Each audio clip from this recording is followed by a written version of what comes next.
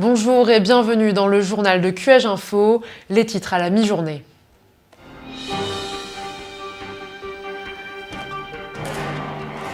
L'étau se resserre autour de la ville kurde de Kobané. Le virus Ebola contamine pour la première fois en Europe. Pour les fans de séries, mais pas que, Twin Peaks sera relancé en 2016. À Kobané, les Kurdes perdent du terrain après 3 semaines de siège. 3 quartiers de la ville sont désormais sous l'étendard des djihadistes. Les intenses combats ont déjà entraîné le déplacement de plus de 300 000 personnes. Florian Nitzler. Kobané résiste. Le drapeau des combattants kurdes flotte toujours au centre de la ville, mais des combats ont éclaté ce matin dans le sud et l'ouest. À l'est, les 2 drapeaux noirs plantés par l'État islamique pour marquer les 3 quartiers dont il s'était emparé lundi sont toujours là. Mais aujourd'hui, les affrontements sont moins violents, l'offensive manque de punch, les avions de l'US Air Force passent régulièrement au-dessus de Kobané, les djihadistes doivent se cacher et ne peuvent pas entamer d'action d'importance.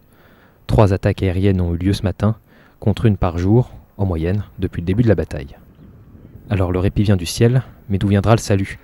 Pas du voisin turc, pour le moment.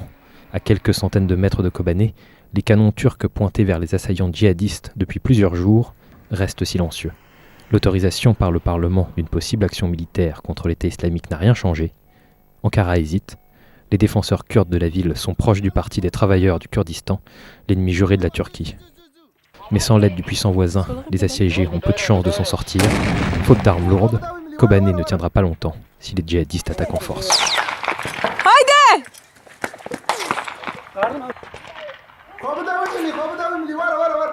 Niamey, la capitale du Niger, accueille aujourd'hui un sommet régional pour endiguer d'autres djihadistes, ceux de Boko Haram.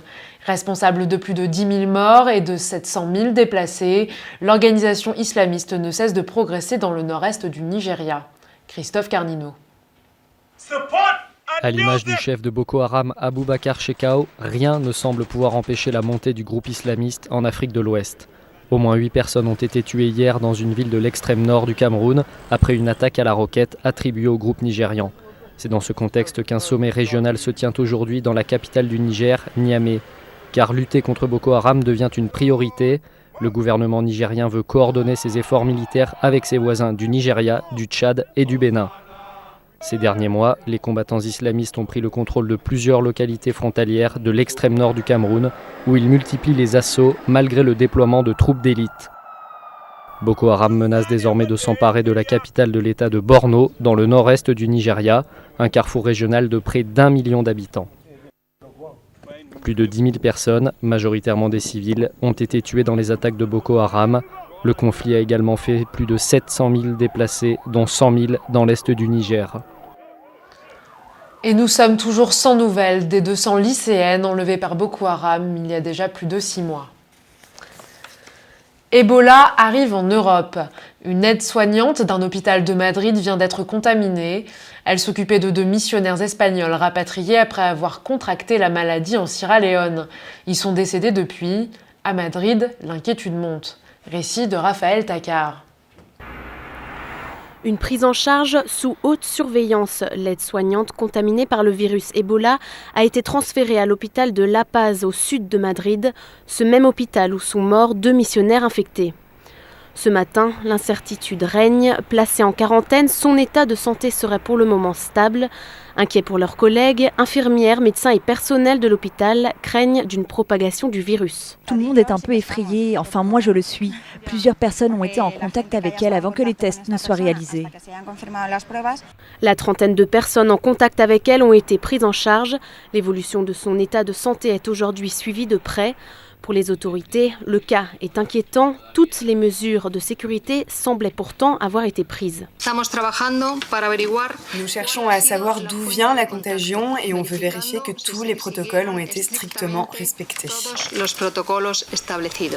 Le virus aurait déjà fait 3500 victimes en Afrique de l'Ouest. François Hollande, quant à lui, a confirmé que la France se tenait prête. Nous sommes en situation de pouvoir soigner si des cas se produisaient en France. Mais pour nous, ce n'est pas simplement une question française, c'est une question mondiale. Et c'est pourquoi nous devons prodiguer toute notre solidarité aux pays qui sont concernés. L'enjeu est de taille. Actuellement, dans le monde, plus de 7500 personnes sont contaminées par le virus. À Madrid, les résultats de l'état de santé de l'aide-soignante sont attendus la semaine prochaine. Au Mexique, après l'enlèvement de 43 étudiants par les policiers municipaux d'Iguala dans l'ouest du pays, les gendarmes et l'armée fédérale prennent le contrôle du territoire et de l'enquête. Bettina Baumann. In Mexiko gelten sie als die saubersten Institutionen. Bundespolizei und Armee, gestern haben sie in Iguala die Kontrolle übernommen. Damit reagiert Präsident Enrique Peña Nieto auf die jüngsten Ereignisse. Vor 3 Tagen fand die Polizei 28 Leichen im Bundesstaat Guerrero. Ob es sich um einen Teil der 43 vermissten Studenten handelt, ist noch unklar.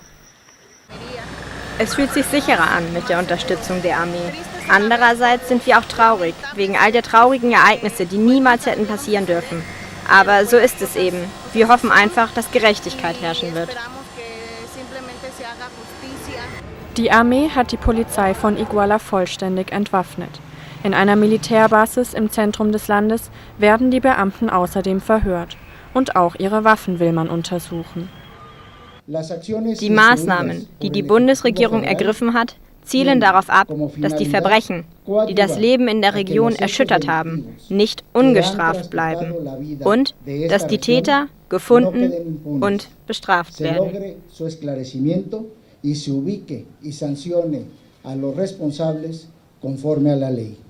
Die Region um Iguala gilt als Drehscheibe des Drogenschmuggels. Weite Teile der Polizei sollen dort ins organisierte Verbrechen verwickelt sein. Bleibt zu hoffen, dass die getroffenen Maßnahmen die jüngsten Ereignisse schon bald vollständig aufklären. Pour la seconde fois, le président kényan Uhuru Kenyatta va comparaître devant la Cour pénale internationale. Plusieurs fois reporté à cause de la rétractation de certains témoins, son procès concerne les violences post-électorales de 2007. Le président kényan arrivera aujourd'hui à La Haye avec sa famille. Récit d'Imke Haman. Mieux vaut tard que jamais. Le président Uhuru Kenyatta sera le premier chef d'État en fonction qui se présentera à la Cour pénale internationale de La Haye. Il s'y rend à titre personnel et a donc cédé son pouvoir pendant son séjour à La Haye.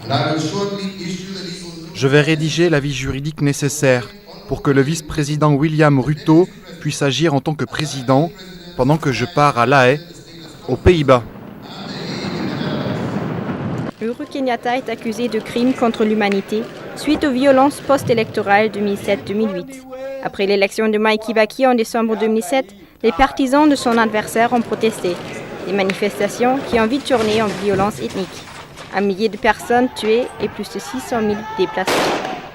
La Haye reproche à Kenyatta un manque de coopération après plusieurs rendez-vous reportés. La session d'aujourd'hui servira à discuter des procédures à suivre contre le président kényan. Uhuru Kenyatta a quitté Nairobi ce matin en direction des Pays-Bas. L'audience de demain examine si les poursuites seront abandonnées, faute de preuves suffisantes. Au Japon, 2 jours après l'accident de Jules Bianchi sur le circuit du Grand Prix de Formule 1, le pilote français est dans un état critique mais stable. Toutefois, son accident aurait sûrement pu être évité. Julien Bigard. Une vidéo accablante pour l'organisateur. On y voit un commissaire, en haut à droite de l'image, agiter le drapeau vert. Le signal indique que la course peut reprendre alors que la dépanneuse est encore en train d'évacuer une voiture accidentée. Les images de ce vidéaste amateur sont explicites. Après avoir perdu le contrôle de sa monoplace, le Français va s'encastrer sous l'engin de plusieurs tonnes et le soulever sous la violence du choc. Jules Bianchi, qui a été opéré d'une hémorragie au cerveau, est toujours dans un état critique. Ses parents sont arrivés hier à son chevet à l'hôpital de Yokkaichi. Le professeur Gérard Saillant, spécialiste des accidents dans les sports mécaniques, a lui aussi rejoint l'hôpital japonais ce matin pour prendre en charge le pilote. Il était déjà intervenu auprès de Michael Schumacher après son grave accident de ski. L'entourage du Français, comme son écurie John Bull, n'ont fait aucun commentaire. Seul Matteo Bonciani, le chef de presse de la FIA et proche de Jules Bianchi, s'est exprimé à leur demande. Ils ont vu leur fils et ils ont pu être ensemble. Mais son état de santé, comme vous pouvez l'imaginer, est encore critique. Ils verront les docteurs demain. La FIA a ouvert une enquête pour faire la lumière sur cet accident qui aurait pu être évité selon le monde de la F1. Les résultats seront publiés dans plusieurs semaines. La toile s'enflamme sur Twitter. La bombe a été lancée par les créateurs de la série Twin Peaks, David Lynch et Mark Frost. En 6 petits mots, chers amis de Twitter, ça recommence. Alix Van P. Twin Peaks est de retour.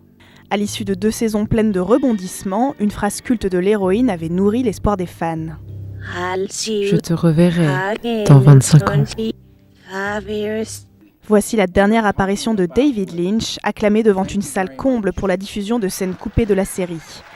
Supplié par les fans de Twin Peaks, le réalisateur n'avait pas encore annoncé l'heureuse nouvelle, mais il avait laissé planer le doute. I love Twin Peaks and its world. Depuis, la diffusion de cette vidéo sur son compte Twitter a fait l'effet d'une bombe. Le retour de la série est programmé pour 2016 sur Showtime, chaîne américaine qui a diffusé Homeland et Dexter. Twin Peaks, la petite ville du nord de Washington inventée par Mark Frost et David Lynch, revient sur vos écrans. Tout débute lorsque le cadavre d'une jolie lycéenne est retrouvé au bord d'une rivière. La série retrace l'enquête du FBI pour comprendre le drame.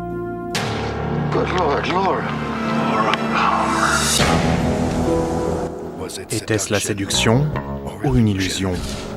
La déception ou un meurtre? Il faut se méfier des apparences. Comme la vidéo publiée sur Twitter le laisse prédire, la série s'annonce comme les 2 premières, aussi haletante que dérangeante. C'est la fin de cette édition. Votre prochain rendez-vous avec l'actualité à 17h avec mon charmant collègue Baptiste Maton. Salut à tous, tchuss.